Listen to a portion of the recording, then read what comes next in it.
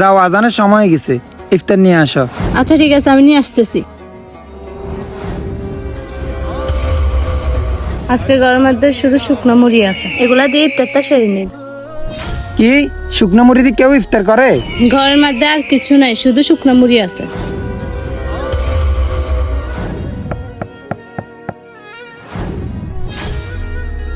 দাঁড়াও, আমি দেখে আসতেছি।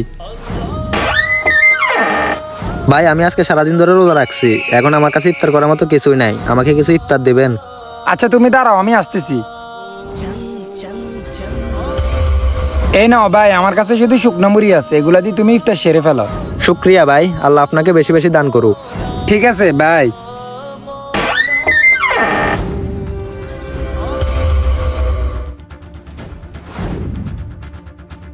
আরে এটা আপনি কি করলেন? সব খাবার ওকে দিয়ে দিলেন?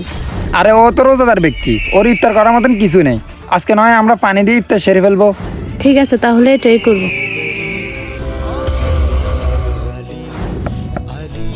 আরে আবার কে আসলো? চলো যাই দেখে আসি।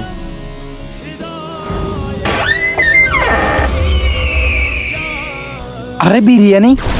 আপনি মন খুলে দান করুন, আপনার রিজিকের ব্যবস্থা আল্লাহ পাকই করবে। ভিডিও ভালো লাগলে চ্যানেলটি সাবস্ক্রাইব করুন।